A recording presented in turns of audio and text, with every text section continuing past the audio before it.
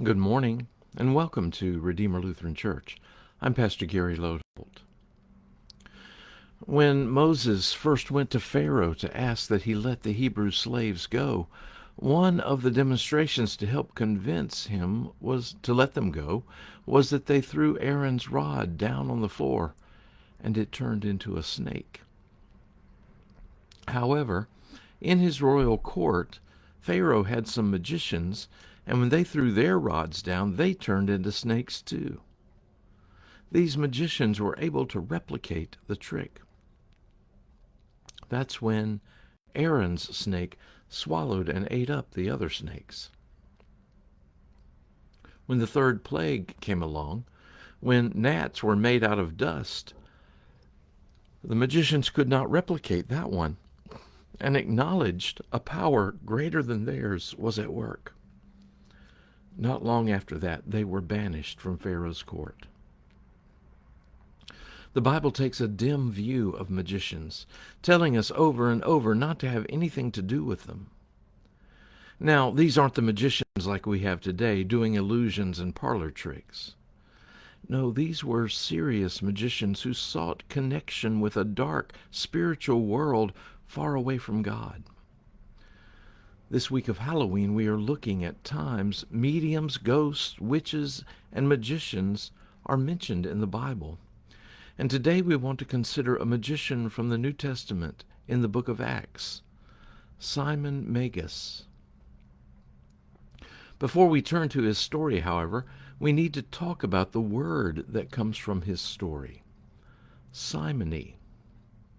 Simony is the attempt to purchase or buy church office.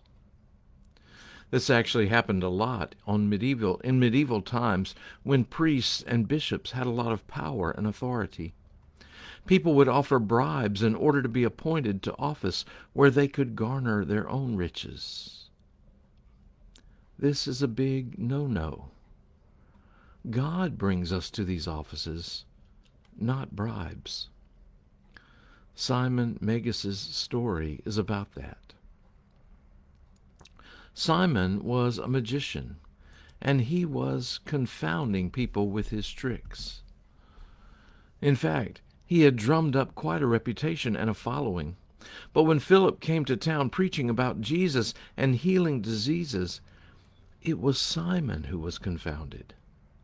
He'd never seen anything like this before. And it wasn't long before he believed and was baptized himself. And from all accounts, from that point on, he began to help Philip in his ministry. And it was a great success.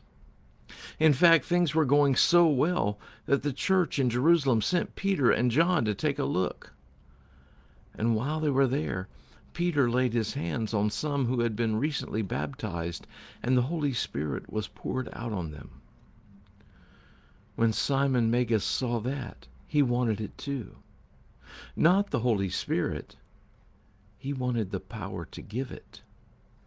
And so he offered Peter money to tell him how to do it, like it was some fancy new trick you could get down at the magic shop. And right there is where we see ourselves. Far too often we treat the power of God as if it's some sort of magic too. Like we're casting some kind of spell with an incantation. Our prayers get said just the right way to try to get God to do what we want God to do. Our will be done. Or maybe if we just use special paper, prayer blanket, or maybe if we use the special prayer blanket we got in the mail and put it under our beds like the letter said to do, God will act and our financial worries will be over. Our will be done. Or if we repost that Facebook post that promises to get God to act in a certain way, our will be done.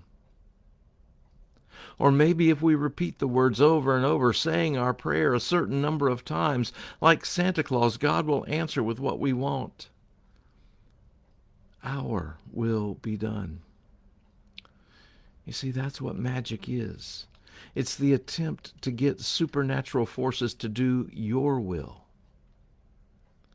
Faith is when you submit your will to the will of God. The real power here is Jesus. Jesus submitting to the cross. Jesus offering himself and suffering for our sake. Jesus dying for us. And that can't be bought and sold. It can only be given. It can only be received. Now, to Simon's credit, when his sin was pointed out, he immediately and wholeheartedly repented and begged forgiveness. And maybe we are like him in this way too, not always realizing in the midst of it how we are sinning. Simon repented and was forgiven in grace and love.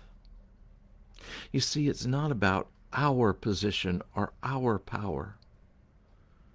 It's about Christ's position on a cross. It's about servanthood. It's about the power of his sacrifice. Jesus dies for you. It's not a trick. It's not an illusion. It's real. It's grace. It's love. Thanks for watching, and remember to let this day belong to God.